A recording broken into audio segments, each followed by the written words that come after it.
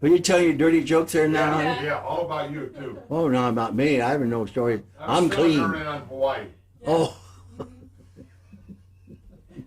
Oh.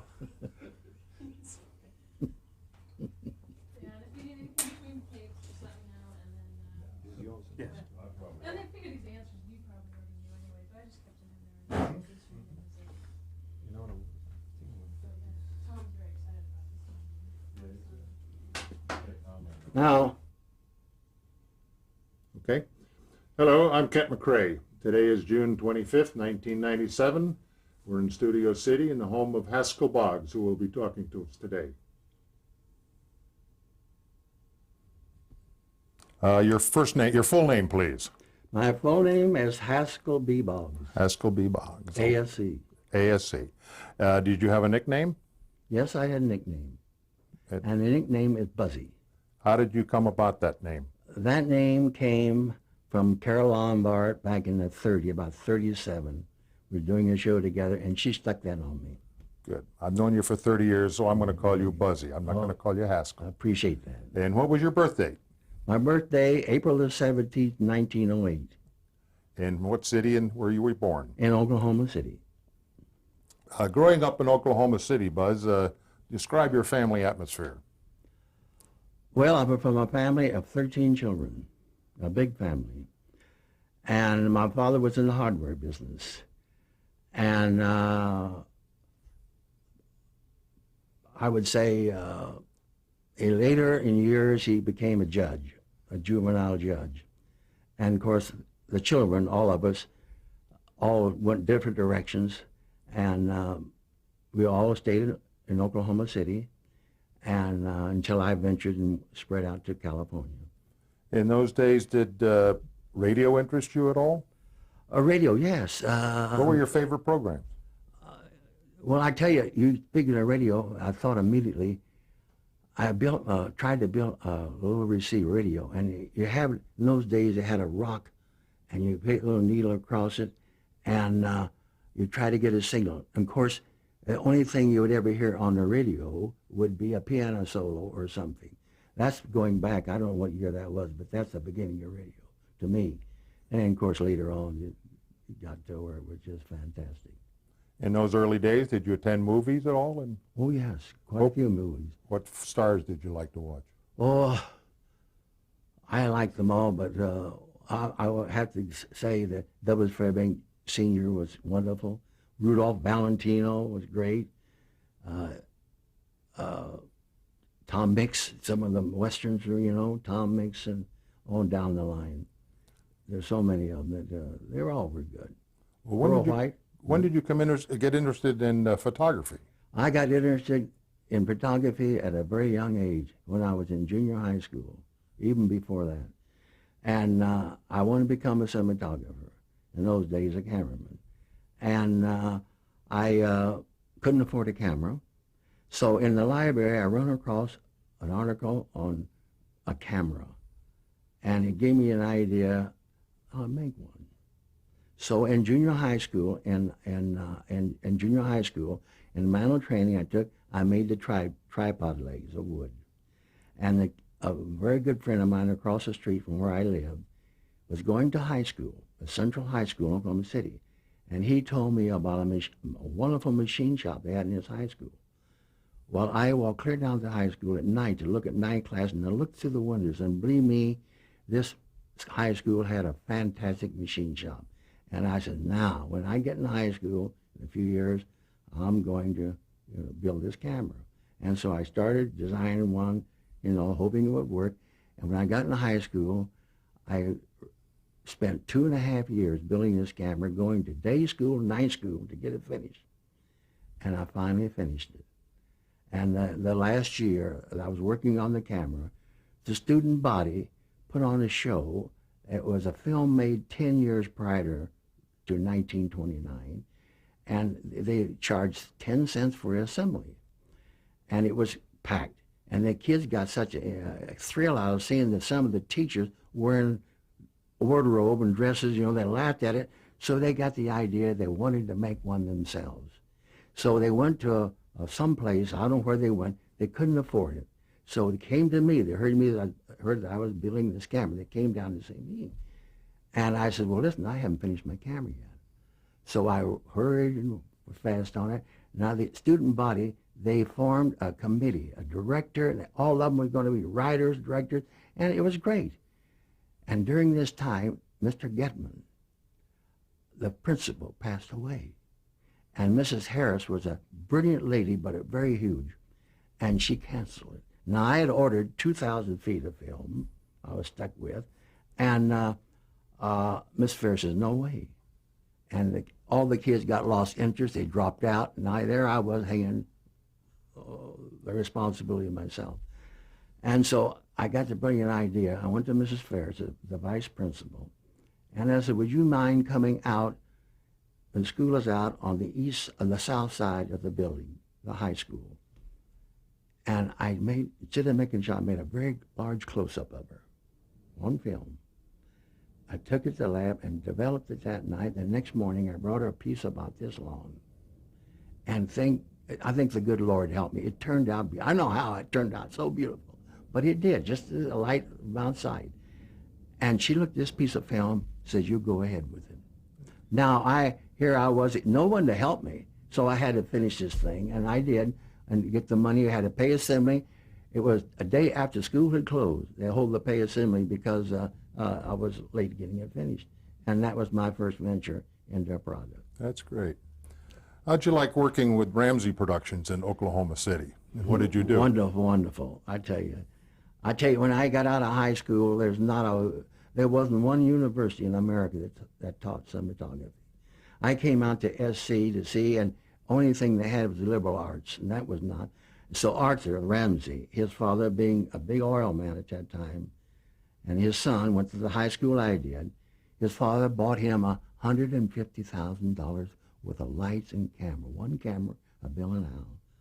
So I went back, and we were very close friends. I was with Art. We did commercials, newsreels, what we could do, and then I got an opportunity to come at Paramount, and I left and came out of Paramount. But Arthur Ramsey, wonderful person. We're still friends, still wonderful friends. That's great. What year did you move to California? I came out at Paramount actually working in 1934. 1934. Yeah. What was it like living in Los Angeles in 1934? Oh. Well, I tell you, it was different today. I'll tell you that. Paramount. Paramount. Well, the major studios in those days were, they were hard to get into, but when you got into one, it's like a big family. At least Paramount was.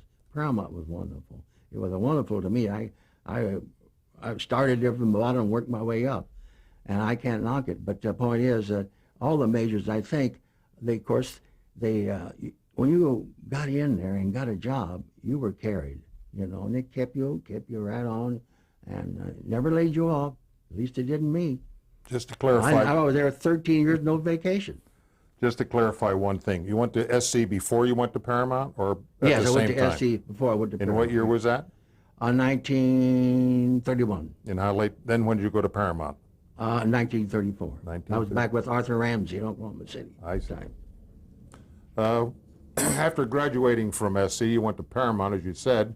Did you do newsreels, or what kind of work were you doing in those days? Back in Oklahoma City, we were doing newsreels and commercials. Very few commercials, mostly newsreels. Right. Tell us a little more about your early days at Paramount and what you did. Well, when I came at Paramount, I worked 3 years with in the Transparency Bar with Farcio Edouard, as you know. And that was a good experience for me in processing and transparencies in those days. We call them transparency, which is rear projection. And I was 3 years there, about 2.5 years. And then I went with Teddy Teslap and Danny Fapp, because Teddy Teslap, he did all of Carol Lombard's photography. And every time she had a picture, he did it. And so that's where I got hooked up with Carol and everybody. And from then on, it just seemed like everybody I met was just wonderful. I can't, there's not one person at Paramount that I know of that didn't try to help me or some way, somehow, you know.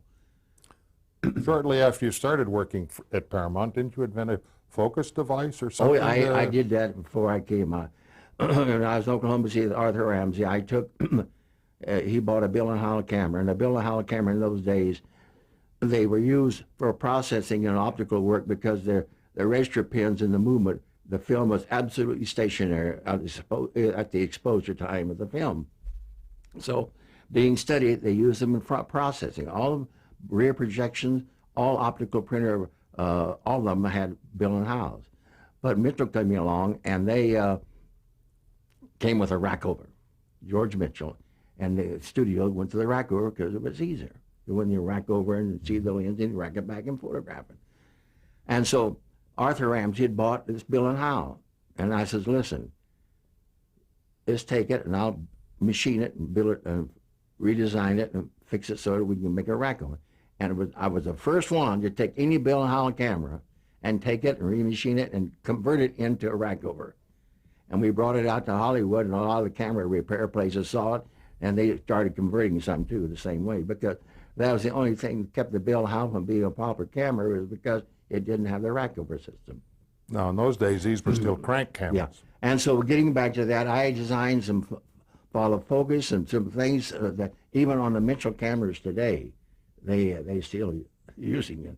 And then I came out at Paramount, and that was one thing about at Paramount. If I designed something on a camera, I went to the front office of the camera department, and Mr. Hunter, he was okay. He gave me permission to go ahead, take a shot, and have it done.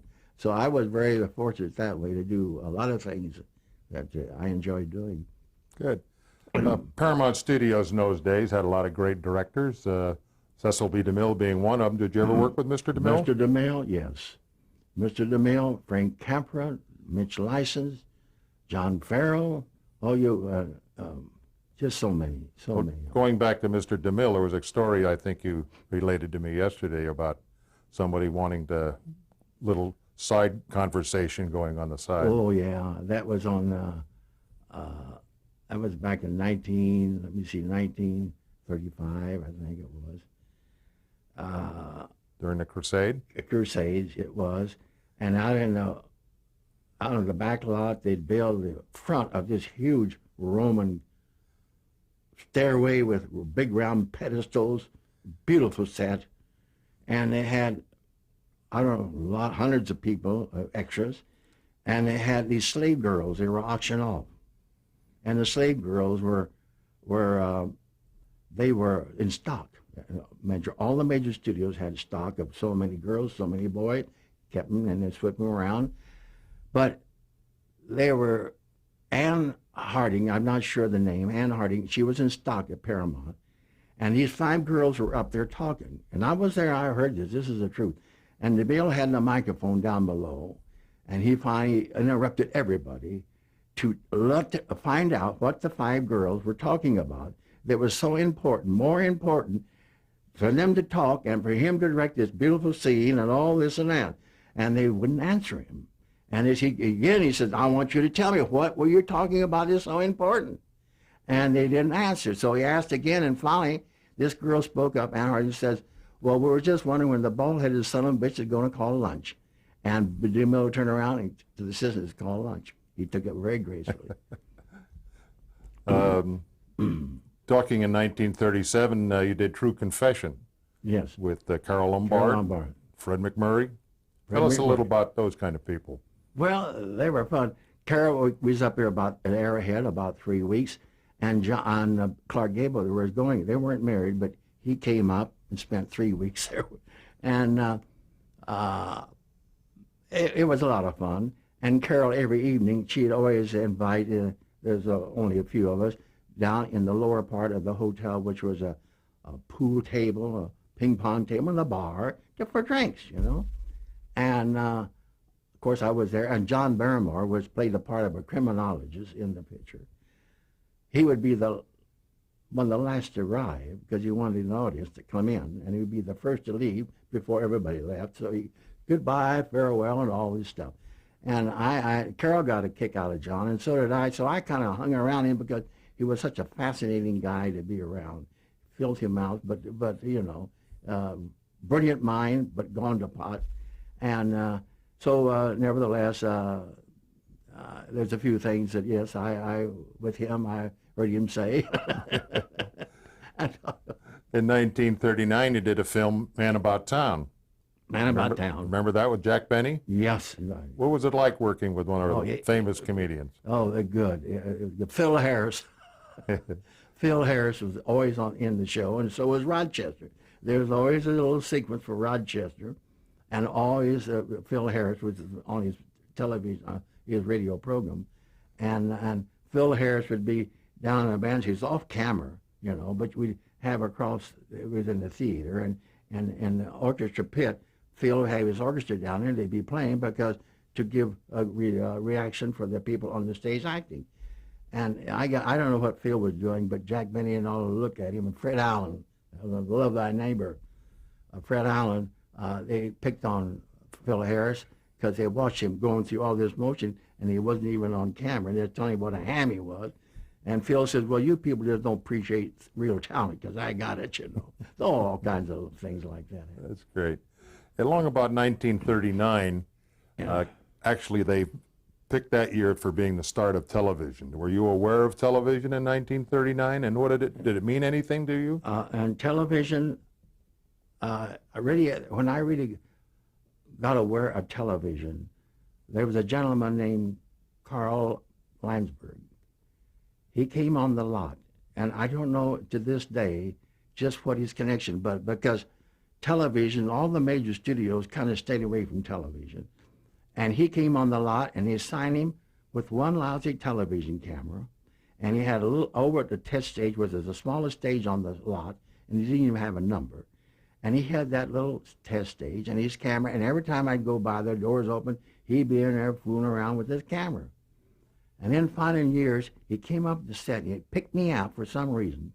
He kept coming up to want me to come down and operate the camera on Wednesday night.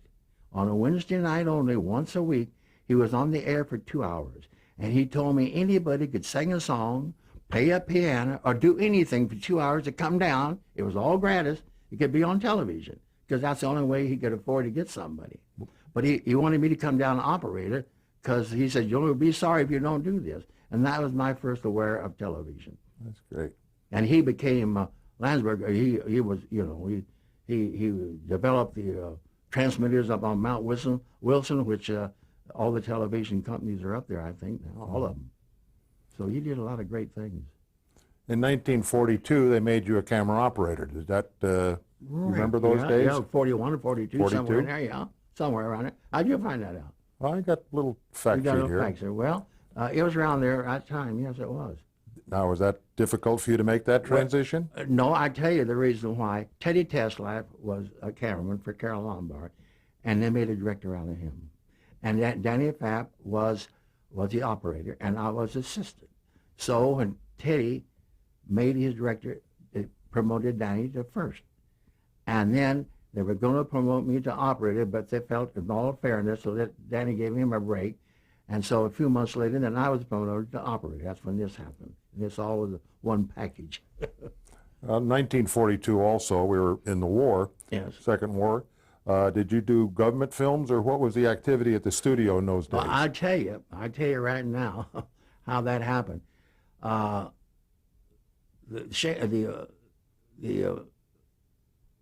military sent all of us, all members of the Union and the ASC, sent them a telegram to appear at the Chamber of Commerce in Hollywood on a Sunday. And they had, it was so packed you couldn't get inside, but they had this stage all decorated with the American flag and the men telling they wanted the talent of all the cameramen. They didn't have it, they needed it, they wanted it. Now we're at war, so and so. So everybody went back Monday morning and to sign up, because you know you're going to get hooked eventually. I signed up in the Air Force. Now Teddy Teslaff, he got a major out of it. He signed up, he became a major. And I was going in his outfit. No commission, no papers came through. And I kept on working and still no paper. Now they got to the point. Now Ronald Reagan was out at Roaches. He was in charge of that one unit, and he got a first lieutenant out of his, the same as I got in mine later on. He got a first lieutenant. I got a first lieutenant. Now they were waiting for my papers to come through, so they sent me out to Sawtell to get a physical every 3 months. So I'll go out there, rest of my lunch hour, get a physical, come back. And then 3 months later, I do it again. I did that 3 different times, 9 months. Now, during this time, my paper still didn't come through. And one day, Mr. Hunter, head of the personnel at Paramount, came up to set, said, "Bus, I want to talk to you as soon as you finish shooting today." So at 6 o'clock or 7, I went down to his office and talked to him. And what had happened, my papers came through. And Ronald Reagan called the studios to release me. Now, Mr. Hunter told me, he says, "We're not releasing you. We are now, the industry has been classified as essential. We are hanging on to you. You'll be more important here than you will in the service." So we stayed here. I stayed there. And then finally, I found out my pay was a first lieutenant and everything. But I got letters. I got letters from Ronald Reagan that where he was writing to Paramount, trying to get me to get released to come to it. But what we did during that time, which was good, all the major studios did the same thing. You'd make a training film and a feature, a training film and a feature, and it was a good process. Also in this era, most of your shows were in black and white film. Oh yes. Black When and did color really start to come into its own? I tell you, Technicolor had the 3 film. That was very, very expensive, and very few features were made in Technicolor. And then when the war broke out, the single strip color, they improved it, and when the war was over with, we're using it today. All right, 1949, we'll move ahead a little bit. Yeah. You worked with Bob Hope on Sorrowful Jones. Oh yes. How was it working with Mr. Hope? Oh, it was wonderful.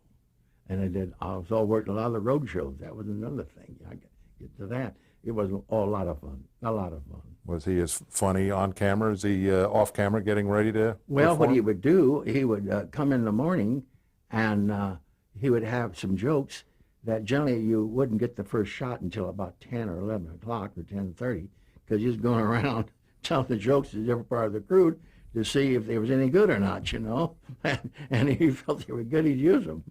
But no, I think it was wonderful to work with. Wonderful. You also worked with Clark Gable, Oh yes. Doris Day, Yes. Livy de Havilland, Livy de Havilland, yes. all these people. All Any these fond people. memories of them? Oh, yes, indeed. Just wonderful. I've been so lucky to be associated and be around such talent. How about some of the direct photographies that you worked for? Well, at Paramount, you see, when I was assistant and was an operator, you were assigned to one, but maybe that particular director of photography didn't have assignment at that moment, but you'd go on with somebody else, like with Charlie Lang and Victor Milner. I did, you flip around. You flip around one camera to the other. But you still stayed at Paramount. As I say, 13 years, no vacation, Saturdays, Sundays, and all. It was a 6-day week in those days. You're not kidding. When did we go to a 5-day week? Do you remember? All I remember, that Norman Torog, I was making a show with Norman Torog, and we were talking about the 5-day week.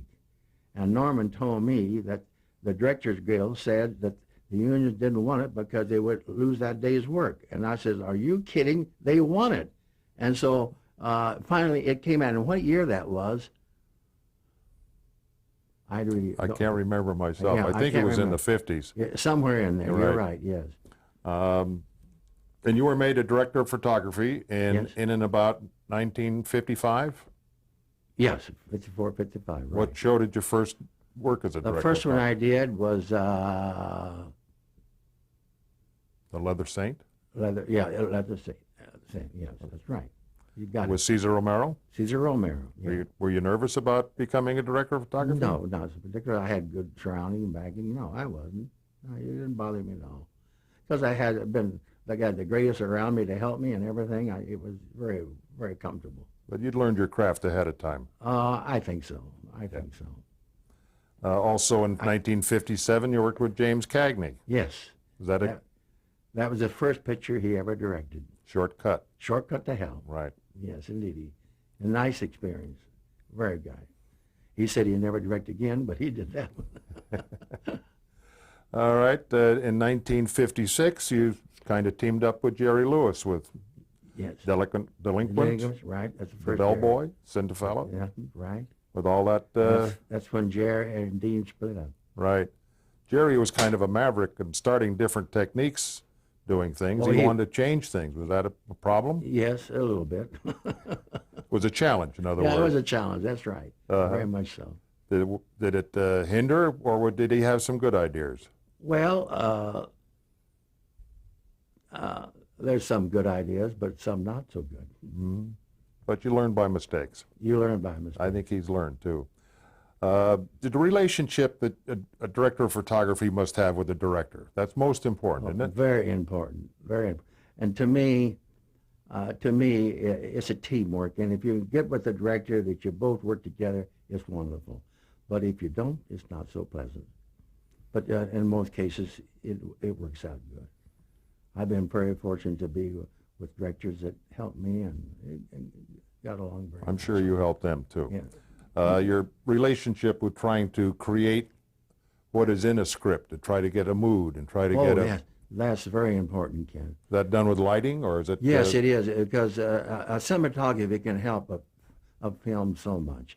If you got a dramatic scene and you have the talent there on the screen to give you the performance and everything, motivation-wise, you can help that scene and that performance come across so much better by lighting the set a certain way, lighting them a certain way, because it all fits with what they're doing. You know, if it's comedy, you light in high key, and so you can see everything. But in a dramatic thing, you use different moods, and that's what's creative about it. That's what's wonderful. We see so many black and white films on television Yes. today. They did have a mood. Do you think they had a better mood than some of the color films? In some cases, yes, better, and of course, color is some cases better too. I would say, you know, it's one of those things that if a film requires color, make it color. But sometimes it'd be better in black Some of and the white. black and white films would Oh, yes. create a shadows The and mood. Oh, yeah, matter. shadows and highlights. Sure, it's a mood. It's a But mood. that's all due to your lighting. Yeah, absolutely. Very important. It's done to the lighting, and it can add to a film so much. And any time you think it doesn't, I disagree with them. Okay, moving on to Bonanza. You started Bonanza when? I started Bonanza the second year of it, if I'm not mistaken. And one thing about Bonanza was the first television set crew or program or to come on a major lot. The majors had nothing to do with television. And when the Bonanza came, it was, wait a minute here. All of us saying, wait a minute, this is TV. And they made the pilot. Now, the thing is, in shooting the pilot, they were working 10 to 11 o'clock at night. And they were saying, wait a minute, this TV, we want no part of it, you know? And so on and so forth. I didn't know until months and months later that I was supposed to do that pilot. But I didn't. I was on a show with Jerry. I didn't do it. But I found out from a businessman who says you were supposed to do it, but I didn't. But nevertheless, we were very skeptical as to what was going to happen with TV because they were working long hours. And then after the second year, Jimmy Lane. Let me jump in Yeah. here a minute. I'm Yeah. getting ahead of myself. Yeah. Speaking about television coming on the lot, I mean, the crews were hesitant about it. With the studio management, did they resent television? Did they think it was going to, if television bloomed, would it stop people going to the theater? Yes, I think so, because all the majors felt the same way. They were cold about it. In fact, the point was that no TV was ever shot on a major lot. These the Paramount, all the stuff at TV was made up at KTLA. Never came on the major lot at all. Bonanza was the first and only one, Okay, to my knowledge. that we're going to cut there, You're going to cut there. right there.